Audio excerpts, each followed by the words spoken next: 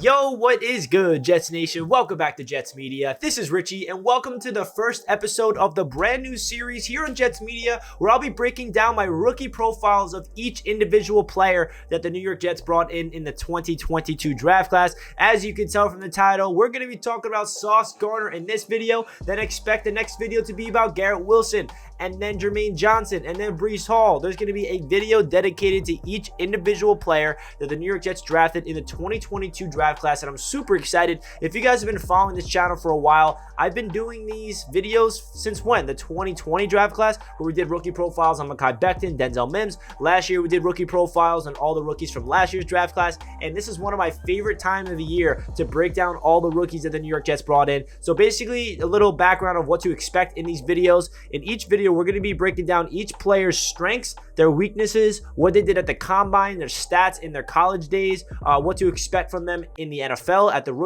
as a rookie and beyond, some player comparisons, and basically just breaking down each player individually to really get a good understanding of these players that are newly acquired New York Jets. So with that being said, before we hop into Sauce Gardner's rookie profile, I just want to mention, if you guys are new to Jets Media, make sure you hit that subscribe button. I got a lot of Jets content coming your way all throughout the rest of the offseason. And if you guys want to check me out over on Instagram and Twitter, that is at NYJets_media. And if you enjoyed the video, please do not forget to thumbs it up. With that being said, let's dive right into Sauce Gardner. So, as we all know, we are like 2 weeks or a week and a half away from the 2022 NFL draft, and Sauce Gardner officially signed his contract. So let's start off the video with that, because we all know what happened last year with Zach Wilson, even with Sam Darnold when we drafted him. It took so long for the Jets to sign their top prospect, sign their top draft pick, because of offset language and all these stupid things, and he can't go to training camp on time. He's missing some days of practice. So shout out to Joe Douglas and the New York Jets for getting Sauce Gardner inked up, signing his contract immediately, because we all know that was just totally unnecessary what happened last year. So Sauce Gardner, as I'm recording this video, is officially a New York Jet. He's signed to a contract that he'll be here for probably 5 years. You know, it's a 4-year contract with a 5th-year option, and we will see what Sauce Gardner becomes, and I'm really excited to break him down in this video. So, you know, going into the draft process, as you guys know, I was so high on Sauce Gardner way back into during the season when he was playing in Cincinnati still. Sauce Gardner was one of my favorite prospects in the entire 2022 draft, but I just never expected Joe Douglas to actually bring him in, and I'm so happy that Sauce Gardner is a Jet, because he brings a different swagger to this New York Jets defense that desperately needs it. He brings a confidence to him. He brings a presence to him that, if you saw what he did in Cincinnati, it wasn't a fluke. 3 straight years without giving up a touchdown, locking down any person that he was going up against. He's versatile, and he fits the scheme perfectly, and Jets fans are going to fall in love with his personality and his confidence and his swagger and his chains and his ice. So let's dive right into Sauce Gardner's strengths and weaknesses. So we're going to start off with the strengths. The first strength I want to break down is his size and length. Now, this is such a big component to Sauce Gardner's game, where they just don't make corners at this size. He's 6'3", 190 pounds, 33.5-inch arms, and a wingspan of 79. Like 79 and 3/4, so basically 80-inch wingspan. Ridiculous. So he's just built different. A lot of NFL draft analysts always say that Sauce Gardner is a unicorn in terms of his physical body. I mean, they just don't build corners that are 6'3", this long, that's that athletic, that can move that quickly. It can keep up with speedy receivers, and it can still match up with big body receivers. So his size and his length is a big time strength of his, that he's going to be able to match up against the top notch, physical wide receivers in the NFL, just in terms of, matching up physically, because you got to be able to, do your thing in terms of, matching up physically, which is a great sign from Sauce Gardner. His next strength is definitely athleticism. He lit it up at the draft combine. He ran a 4.41 at the combine. He just did his thing over there, just really showed off his athleticism. He's super fast. He has really good feet. And you can just tell that he's an excellent athlete. He's a top-notch athlete that really has a mindset to get better and better, and has a will to be great. Another thing that I want to break down is his coverage, man and zone. Obviously, this is a strength. He didn't give up a damn touchdown for his entire collegiate career. And, he did play a lot of man coverage in Cincinnati, and he did sprinkle in some zone coverage. And we all know that the scheme here with Robert Saleh is even playing a lot more zone. And then when it's like third downs and late in the game, he's going to be doing man-to-man press coverage. So I feel like Sauce Gardner, having good experience in Cincinnati, playing that man coverage, is really going to translate well to the system, especially when it's late, crunch time, one-on-one, third down, everyone knows they're passing the ball, and Sauce Gardner basically has to go up there and make a play and go one-on-one against whatever receiver that he's going up against. So his coverage skills are definitely what separates him from other players in this draft class. Absolutely. You see that he can stay stride for stride with these receivers, whether it's a man coverage, if they're going across the middle, whether they're going deep, whether he's staying in a zone. He just has a really good feel for the game and knows he has instinctual ability to stay patient as well at the line of scrimmage, which is what you want to see in a cornerback when he's doing press man coverage. When I noticed this, when I watch his film, you see the wide receiver start doing a bunch of moves. He starts shuddering his feet. He's trying to get the cornerback, which is Sauce Gardner, off balance. But Sauce is just very patient. He's staring at his hips. He's staring at the wide receiver's hips, and he's waiting to see which direction the wide receiver is going to break. You don't see Sauce Gardner getting all happy feet and waiting to go, and then whichever direction the wide receiver breaks, Sauce Gardner already anticipates it, and he basically locks him down. He did that throughout his entire collegiate career, so his coverage is amazing. And that's the next strength that I basically already broke down, is patience while pressing. He just does not fall for the shutter steps from the wide receivers when they try to get him off balance at the line of scrimmage. He has really good patience, and I'm not comparing him to Darrelle Revis here, but that is something that Darrelle Revis absolutely perfected. That's what made Darrelle Revis, because if you watch what Darrelle Revis did with the New York Jets in his prime, he was patient. He never let the wide receiver be in control. He sat there with just insane patience. It's really hard to be that good as a cornerback, to be waiting to see what the wide receiver, which direction they're going to break. And that's something I definitely noticed, is his patience. Another good thing that Sauce has in his repertoire is his open field tackling. He does have the ability to go up there and wrap someone up in the open field. You saw it in the college playoffs against Jameson Williams. Here's a little highlight of a swing route to Jameson Williams. He goes up there, one of the best receivers in college football, if not the best, and he wraps him up with ease. And just, obviously this isn't just one play to show you he is good open field tackling. There's a bunch of highlights that shows that Sauce Gardner is a good open field tackler, and you want your corners on the perimeter to be able to do that. He's also really good at pressuring the quarterback. Last year at Cincinnati, Sauce Gardner had 3 sacks, so expect Robert Saleh and Jeff Ulbrich to be creative and blitz Sauce Gardner off the edge at some times. You saw that with Bryce Hall last year. Bryce Hall actually blitzed the quarterback quite a few times, so you know that the Jets system does like those exotic blitzes here and there, and he definitely has experience pressuring the quarterback. Now, this strength isn't really something that is, gonna make him a great corner, but I just love it, man. His swag, his confidence in himself. This is that type of player that we kind of needed on the defensive side of the ball, to be that star, to be that player that, Jets fans, even NFL fans, look at the Jets and say, wow, Sauce Gardner has that presence to him. He has that demeanor. He has that, flashy star mentality. Not saying he's going to be a star, because, we can all say with confidence that Sauce has what it takes to be a star in this league, and he has the personality, he has the look, he has the persona, he has the swag, he has everything you want in a cornerback that you draft at number 4 overall. And then, of course, he is a scheme fit. He fits this system beautifully here with the New York Jets. I really love that he is a guy that's going to fit this system perfectly in terms of his length, his athleticism, being able to do both zone and man coverage. I just feel like Robert Saleh and Jeff Ulbrich are going to do really good things with Sauce Gardner's development. Now, let's get into some of his weaknesses, because every single player has a weakness, of course. The one thing I noticed with Sauce Gardner is he does use his hands a lot, right? He's extremely handsy. Now, he did get away with a lot of holding, I would say, in Cincinnati.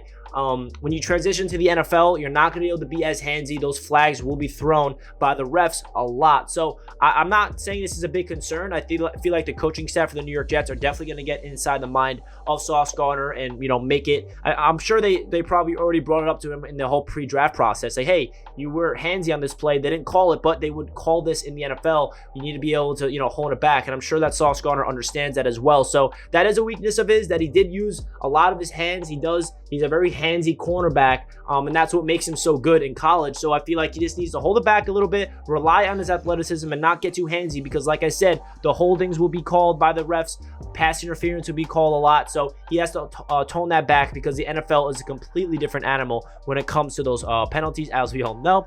Another weakness is some reps he doesn't look to help for team tackles. Now, is this a big deal? I'm not too sure. I feel like it's just a motor concern where, it's not like Sauce Gardner doesn't have it in him to be a guy that be in every single tackle. But if you go on the film, you notice there's some times where, everyone's trying to get the guy down and Sauce is just watching and not helping, right? Now, I don't think that this is something to be concerned about. I really feel like the Jets coaches and the personnel already brought this up to him in pre-draft process as well. Say, hey, why are you not involved in this play? Why are you just sitting there and looking at it? So sometimes he does take a break and just sits back and not try to get his nose dirty. I would like to see Sauce be in every single play, but at the same time, some corners, they don't want to, throw their body around because they're all about being in the secondary, passing.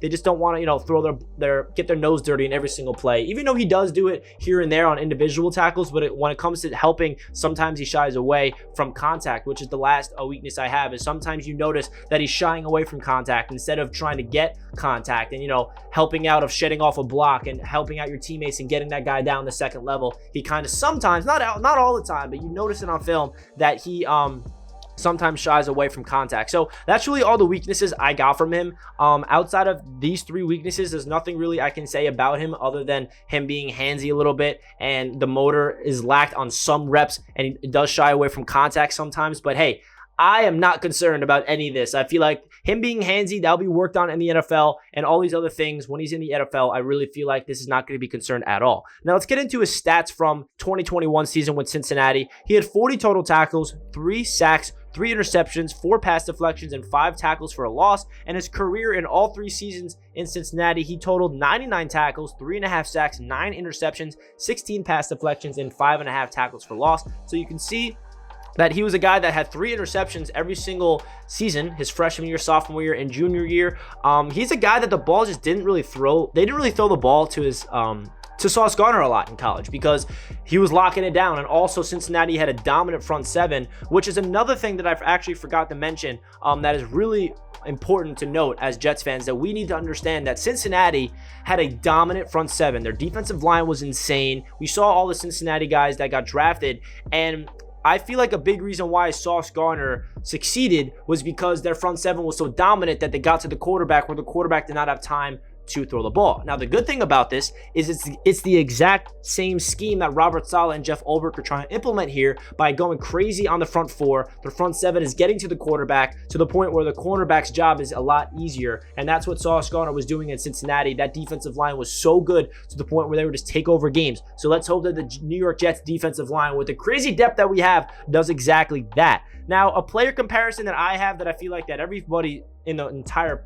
NFL world does is Richard Sherman. Now, does this mean that Richard Sherman and Sauce Gardner are twins, that Sauce Gardner is going to be the next Richard Sherman? Because remember, Sherman in his prime was, a top 3, top 2 corner in the NFL. So I feel like this comparison speaks a lot of volumes simply because, number one, Richard Sherman compared himself to him.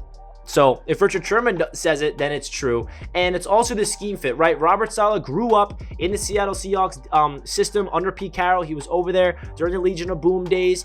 And Sauce Gardner is literally Richard Sherman in terms of length, in terms of smarts, in terms of intelligence, knowing where to go with the football, anticipating the football going to you. Like, if you listen to any NFL draft analyst talking about Sauce Gardner, especially when the Jets drafted him, they're all saying that Robert Saleh basically just got his Richard Sherman. So that's my player comparison. If you guys have another player that Sauce reminds you of, let me know down below in the comments, of course. And then to finish off the video, let's talk about some expectations that I have for Sauce Gardner going into his rookie season. I think he needs to live up to the hype as a 4th overall pick as a rookie, because if you're investing a 4th overall pick at the cornerback position, you need to be really good right away. Now, does this mean that he cannot have any mistakes? No. He absolutely will have rookie mistakes, but all I ask from him is to learn from that, right? He's going to give up a touchdown. Now, how is he going to deal with that? How is he going to deal with adversity? How does he, deal with that mental makeup in terms of something's not going your way? How can you bounce back and learn from your mistakes? So I'm definitely expecting him to live up to the 4th overall selection in year number 1 with the New York Jets. I'm also not expecting him to be perfect as a rookie. That's my next point. We cannot expect him to go out there and not give up any touchdowns, to have like 6 interceptions, and just lock down the top receivers like Tyreek Hill and Stephon Diggs and all the guys he's going to be matching up against. I feel like he's going to have some games where he shuts people down. He's going to have some games where it's not really his day. That's just the reality of being a rookie. This is the year for him to learn and learn from his mistakes so he can develop his craft and eventually become a lockdown corner in the future. But not saying he can't be a lockdown corner in year number 1. I just want to, remind Jets fans that we cannot hold Sauce Gardner in a standard where he has to be perfect from right out of the gate. It's just not realistic in my opinion. I'm expecting him to learn from his mistakes. Like I said earlier, if he does give up a touchdown, if he gets called for a PI, if he's holding, if he misses a tackle, he's not, getting his nose dirty, and the coaches bring it up in the film room, that he's a player that learns from his mistakes and he does not repeat the same mistakes. Because that's a big time thing with any player that's drafted in the NFL. When you're a young player in the league, you need to be able to learn from your mistakes, because that's called development. When you learn from your mistakes and you improve, that's when you become better as the season goes on and as your career goes on, which is, like I said, called development. And then the last thing I want to see from Sauce Gardner is establish himself as the next top young cornerback in the NFL. In my opinion, and this was way before Sauce Gardner became a New York Jet, I thought that Sauce was the best cornerback prospect that we've seen since Jalen Ramsey. Now, am I saying he's the next Jalen Ramsey? No, but there's a lot of hype around Sauce Gardner, and I feel like maybe not year number 1, but definitely after year number 2, I'm expecting Sauce Gardner, his name, to be at the top of the list of all the young upcoming corners in the NFL, because he has everything you want. We broke it already down in this video, and I'm really excited to see what Sauce Gardner is going to bring for the New York Jets. So that's my thoughts of Sauce Gardner, my rookie profile. We broke down his strengths, his weaknesses, his stats, his combine stuff, player comparison, expectations. We did a lot of stuff in today's video. So if you guys enjoyed it, please do not forget to thumbs it up. Comment down below your thoughts of Sauce Gardner, some of your expectations from him in year number 1 and beyond. I really do appreciate you guys staying till the end of the video. So if you guys did, comment down below a plane or a jet emoji so I know that you guys stayed until the end. And stay tuned for Garrett Wilson's video, which will be coming out shortly. We'll be breaking down everything about the wide receiver from Ohio State. I appreciate all the support here in Jets Media, and I'll catch you guys in my next video. Let's go Jets! Hey.